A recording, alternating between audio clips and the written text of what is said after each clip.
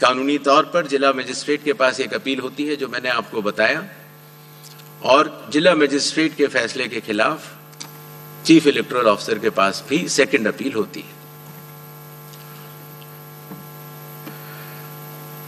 जो pre enumeration phase है, जो आज रात को 12 बजे से शुरू होगा, उसमें कंप्यूटर मैचिंग और लिंकिंग पिछले एसआईआर से ईसीआई नेट के जरिए की जा रही है, उसको आगे बढ़ाया जाएगा। मैनुअल मैचिंग और लिंकिंग काफी हद तक बूथ लेवल ऑफिसर्स ने इन राज्यों में कर ली है, और ट्रेनिंग जो बीएलओज की है, ईआरओज की है और डीओज की है। हालांकि काफी ट्रेनिंग हम लोग यहाँ ट्रिपल आईडीएम में कर चुके हैं, बट एक बीएलओ, ईआरओ, डीओ की ट्रेनिंग कल से शुरू होगी। सभी राजनीतिक दलों से 6 नेशनल पार्टीज जो कि हर राज्य में मौजूद हैं, और हर राज्य की जो स्टेट पॉलिटिकल पार्टीज हैं, उन सभी से निवेदन है कि वो अपने बूथ लेवल एजेंट्स अगर उन्होंने नामित नहीं किए हैं किसी भी बूथ पर तो जरूर कर लें। साथ ही साथ सभी चीफ इलेक्टोरल ऑफिसर्स को, डिस्ट्रिक्ट इलेक्शन ऑफिसर्स को और ईआरओस को यह निर्देश भी होंगे कि कल से शुरू होकर परसों तक वो सभी पॉलिटिकल पार्टीज को के साथ मीटिंग करेंगे और पूरी एसआईआर की प्रक्रिया को उनके समक्ष डिटेल में बतलाएंगे। जहां तक बूथ लेवल एजेंट्स का सवाल है हर पॉलिटिकल पार्टी के, जैसा कि बिहार में था, हर बूथ लेवल एजेंट एक दिन में 50 इन्यूमरेशन फॉर्म्स जो साइंड हो इलेक्टर्स के वो कलेक्ट भी कर सकता है, उसके ऊपर अपना सर्टिफिकेशन दे सकता है और बूथ लेवल ऑफिसर्स को भी दे सकता है। इससे जो चुनावी कर्मी हैं और जो राजनीतिक दलों के नुमाइंदे हैं, दोनों मिलकर साथ काम कर सकते हैं। इन्यूमरेशन फेज में इन्यूमरेशन फॉर्म की प्रिंटिंग, डिस्ट्रीब्यूशन, मैचिंग और लिंकिंग विद 2002, 3 या 4 इलेक्टोरल रोल्स और इन्यूमरेशन फॉर्म्स को वापस कलेक्ट करने का कार्य होगा। और साथ ही साथ, जैसा आप सबको पता है, मतदाताओं की सुविधा के लिए चुनाव आयोग ने निर्णय लिया है कि किसी भी मतदान केंद्र में 1200 से अधिक मतदाता नहीं होने चाहिए, जिससे कि भीड़ न लगे। उसके हिसाब से रैशनलाइजेशन ऑफ पोलिंग स्टेशंस भी होगा। सारे इन्यूमरेशन फॉर्म्स जो वापस आने थे, उनके आने के बाद इलेक्टोरल रोल्स की ड्राफ्ट पब्लिश की जाएगी। ये सारी स्टेप्स वही हैं जो बिहार में हुई हैं, और उसी के साथ साथ चूंकि इन्यूमरेशन फॉर्म लेते समय ये पता लग जाता है कि ये व्यक्ति एब्सेंट हैं या शिफ्टेड हैं या डेथ हैं या डेड हैं या उनके डुप्लीकेट वोट्स बने हुए हैं, उन सब की लिस्टें बिहार में भी वो सभी बीएलए से भी शेयर की गई थी। पंचायत या पब्लिक ऑफिसेज के नोटिस बोर्ड पर भी लगाई जाएंगी और सीईओ के वेबसाइट पर भी अवेलेबल होंगी, जिससे कि कोई भी व्यक्ति एपिक नंबर लगा के देख सकता है कि उसका, जैसे पिताजी का नाम अगर उसकी मृत्यु हो गई है तो वहीं पर है कि नहीं। ड्राफ्ट सूची पब्लिश होने के बाद जिन लोगों की मैचिंग या लिंकिंग 2003 या 2 या 4 से नहीं हो पाई है, उनको ईआरओ नोटिस जारी करेंगे। नोटिस के बाद हियरिंग होगी और हियरिंग में जो भी इंडिकेटिव डॉक्यूमेंट्स हैं उनको चेकिंग किया जाएगा, और ईआरओ ये भी उनसे पूछेगा कि 2003 में आप कहां थे या आपके माताजी पिताजी कहां थे, जिससे अगर लिंकिंग नहीं भी हो पाई है तो वो भी कर पाए। साथ ही साथ क्लेम्स एंड ऑब्जेक्शंस का पीरियड भी शुरू हो जाता है। तो किसी व्यक्ति का, योग्य व्यक्ति का अगर नाम छूट गया है तो अपना क्लेम तारीख वो जमा कर सकता है इंक्लूजन के लिए, फॉर्म 6 भर सकता है डिक्लेरेशन के साथ, या ऑब्जेक्शंस भी दे सकता है फॉर्म 7 में, या कई बार उसके नाम में अगर गलती हो या किसी और एंट्री में अगर गलती हो तो फॉर्मेट भी दे सकता है। तो ये क्लेम्स एंड ऑब्जेक्शंस रिसीव का पीरियड होता है जो कि किया जाएगा, बिहार में भी किया गया था। और उसके ऊपर EROs अपना निर्णय लेंगे।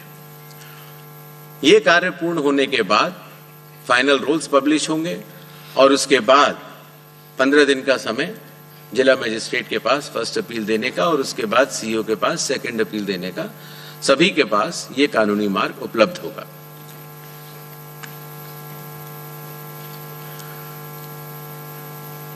जैसा कि बिहार में चुनाव आयोग ने बहुत सफलतापूर्वक दर्शाया कि जो वल्नरेबल ग्रुप्स होते हैं, खास तौर से जो बुजुर्ग हैं या बीमार हैं या दिव्यांग हैं या कई बार हमारी बुजुर्ग महिलाएं हैं, तो इनको अगर किसी भी मैचिंग करनी है 2003 से या लिंकिंग करनी है, उन्हें कंप्यूटर नहीं आता, उनके पास मोबाइल नहीं है या उनको कोई सर्टिफिकेट बनवाना है, तो वॉलंटियर्स जो है वो या तो सरकारी कर्मचारी होते हैं या NCC या NSS के वॉलंटियर्स होते हैं। तो स्वयं उस व्यक्ति के लिए वो चले जाते हैं और वो कागज बनवा लेते हैं, जिससे कि हमारे मतदाताओं को कोई भी असुविधा नहीं हो। और इसकी वजह से आपने देखा होगा बिहार में जब 7.5 करोड़ मतदाताओं ने चुनाव आयोग के साथ कंधे से कंधा मिलाकर जब काम किया तो कोई भी परेशानी नहीं हुई।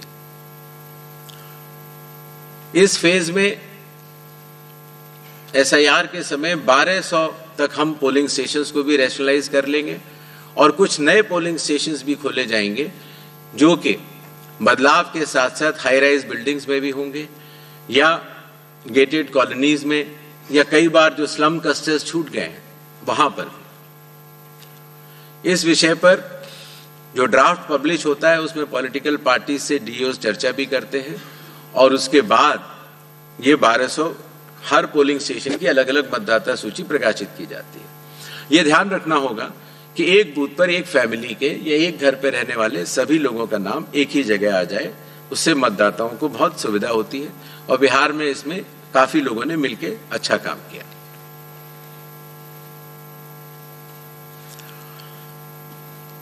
जो बिहार का SIR हम लोगों ने कराया उससे चुनाव आयोग को ये भी समझ में आया कि इन्यूमरेशन फॉर्म में एक छोटा सा परिवर्तन करना आवश्यक है। अर्थात जहां रेड बॉक्स आप देख रहे हैं वहां डिटेल्स ऑफ प्रीवियस SIR है। अर्थात 2003 में अगर आप स्वयं थे तो उसके डिटेल्स भर दें या 2003 में आपके पिताजी या चाचा या कोई भी उस जनरेशन के थे उनका भर दें, जिससे कि मिलान सरल हो जाए।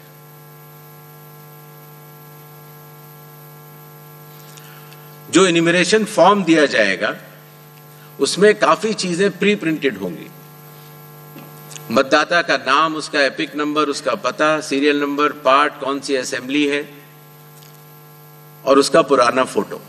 एक QR कोड भी दिया जाएगा जिससे कि उस QR कोड को स्कैन करके आप स्वयं देख सकते हैं। सभी मतदाताओं से चुनाव आयोग का यह आग्रह रहेगा कि जहां पेस्ट करेंट फोटो लिखा हुआ है वहां पर अपनी नई और रंगीन फोटो, कलर्ड फोटो वहां पर अगर लगाएंगे तो जब भी आपका नया एपिक कार्ड बनेगा तो उसमें वो फोटो लगाई जाएगी तो अच्छा लगेगा। शिनाख्त में भी आसानी होती है बिकॉज कई बार वोटर कार्ड्स में लोगों के बहुत पुराने पुराने फोटो लगे हुए हैं। इन्यूमरेशन फॉर्म का ये हिस्सा है जो प्री प्रिंटेड के बाद नीचे आता है, उसमें ये डिटेल्स इलेक्टर्स को भरने होंगे। आधार नंबर बिहार में भी ऑप्शनल तरीके से चुनाव आयोग ने लिया था और इस बार भी आधार नंबर लिया जाएगा। फादर का नाम भी है, एपिक भी है, आपके स्पाउस, मदर, फादर का नाम भी है, डेट ऑफ बर्थ भी है। जी,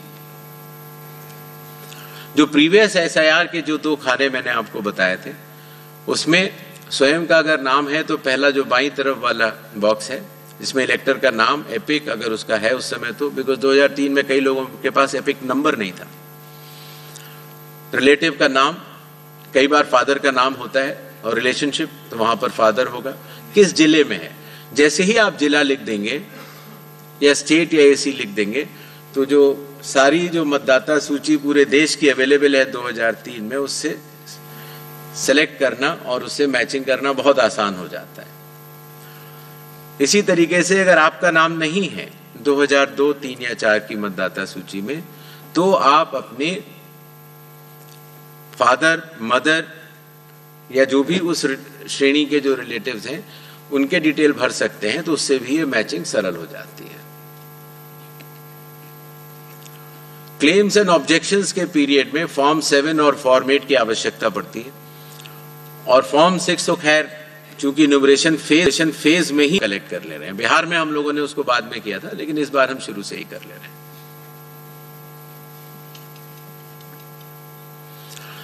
जो लिस्ट ऑफ इंडिकेटिव डॉक्यूमेंट्स हैं, जिन लोगों का 2002, 3 या 4 की मतदाता सूची से मिलान हो चुका है, उन्हें कोई भी डॉक्यूमेंट देने की आवश्यकता नहीं है, और जिन लोगों का मिलान नहीं हो पाया वो संख्या काफी कम रह जाती है।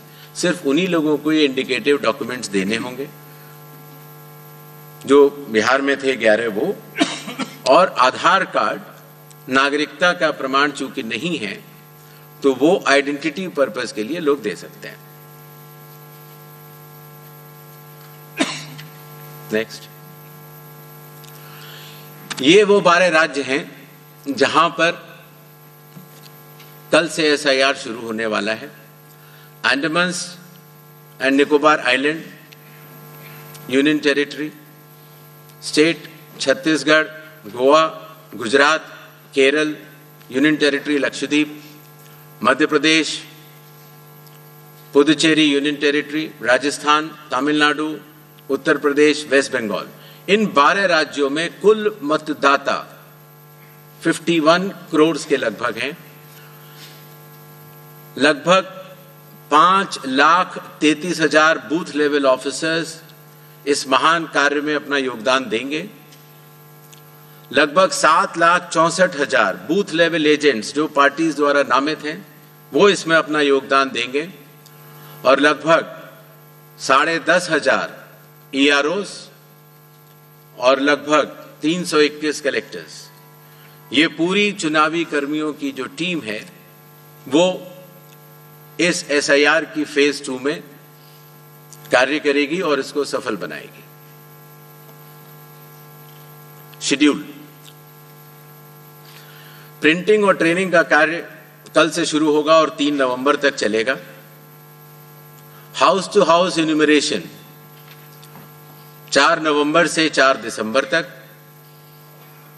Publication of draft electoral rolls 9 दिसंबर 2025। क्लेम्स एंड ऑब्जेक्शंस का पीरियड 9 दिसंबर 2025 से लेकर 8 जनवरी 2026। जिन लोगों को नोटिस जाएंगे उनकी हियरिंग और वेरिफिकेशन का समय 9 दिसंबर से 31 जनवरी तक होगा, और फाइनल इलेक्टोरल रोल्स 7 फरवरी 2026 को प्रकाशित किए जाएंगे।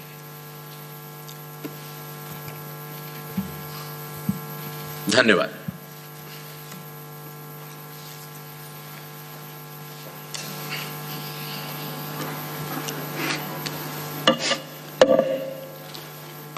Now we'll start with the question and answer session. As per our previous format, we will be taking questions.